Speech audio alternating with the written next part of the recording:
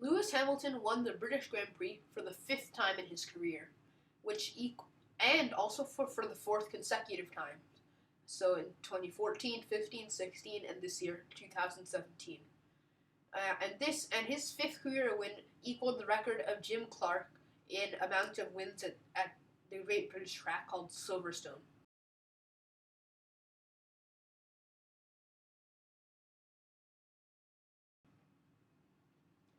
His win also basically evaporated the championship leader Sebastian Vettel's lead over Hamilton. Coming into the race, his lead was 20 points over the British driver, but after it was only 7 points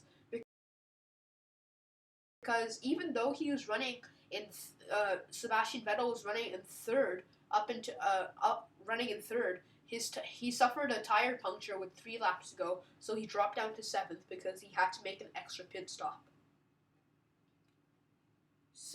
So the top 5 qualifiers were Lewis Hamilton, Kimi Raikkonen, Sebastian Vettel, Max Verstappen, and Daniel Ricciardo, respectively. A crucial point in the race was when Verstappen passed Vettel at the start, and the German Ferrari driver couldn't get past the young Dutch driver of Red Bull. So Ferrari had to engineer a strategy called the undercut. The undercut is when you pit early and set quick laps on your newer, fresher tires, because as you know, as tires run, F1 tires run for more and more laps, they start to wear out, so they have less grip, and you'll be slightly slower.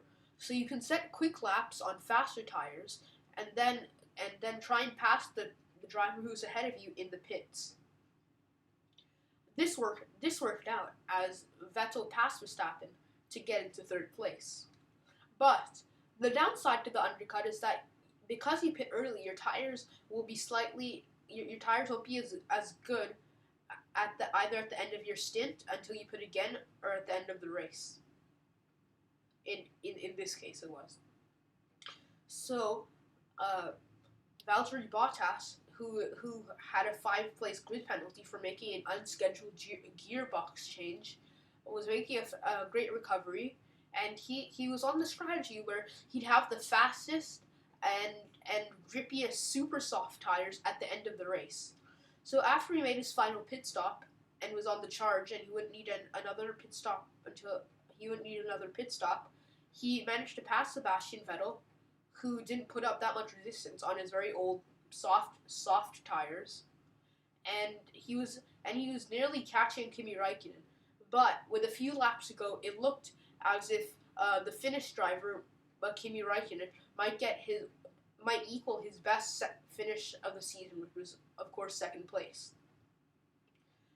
But this wasn't the case because he also suffered a puncture, just like his Ferrari teammate, with 2 or 3 laps to go, and this demoted him to 3rd because there was enough gap to 4th place so that he could still make a pit stop, but only just come out ahead. And Hamilton's win was something very rare. Also made something very rare. He did something called a grand slam. He qualified on pole. He won the race, obviously. He led every lap, and he scored the fastest lap of the race.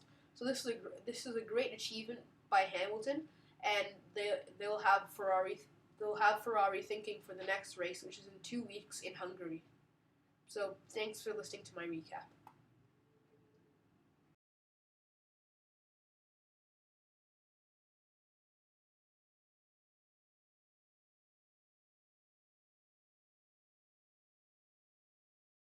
After the great Ayrton Senna's death in 1994, his tragic death kickstarted the mission to make F1 safer and prevent a fatal accident. After 1994, there wasn't another fatal accident until 2014, where Jules Bianchi fatally crashed in October 2014 at Suzuka, suffering fatal head injuries. And this sparked the question, is F1 safe enough? Well, taking very big strides to safety, towards making F1 very safe. People who are making F1 safer should also consider, is F1 losing its identity and the grit and the danger aspect by making it too safe? I wonder this because for 2018, uh, the Halo design has been the Halo monocoque design has been approved. So it's like this basically kind of bar that's in front of the driver. It kind of it's still very visible, and it protects the head and makes it fully protected in the event of like a wheel flying off and hitting the driver's helmet. This is prevented so that the driver's head is completely safe.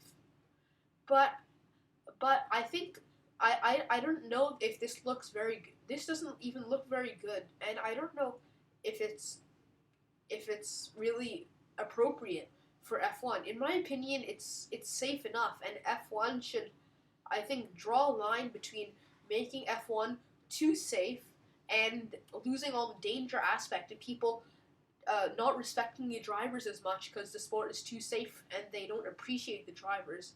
And draw the line between it making not safe enough, where the chance of a big accident is too and a driver getting hurt is too big. What do you guys think?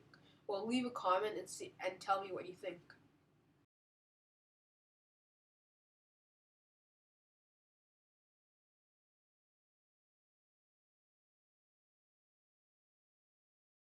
Hey guys, if you enjoyed that Hey guys, if you enjoyed this video or learned a lot about F1, be sure to hit that like button and subscribe to my channel, Kids of F1.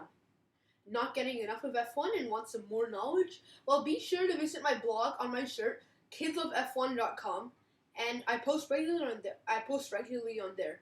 I post many things like a daily F1 fact, driver bios, F1 race flashbacks, and many other great races in the history of F1, as well as my other YouTube videos. So please check out my blog, and you can visit it with the link right here with the picture of that young F1 fan. So thanks for watching. I hope you check out my blog. Hit that like button. Remember, subscribe to my channel. Bye.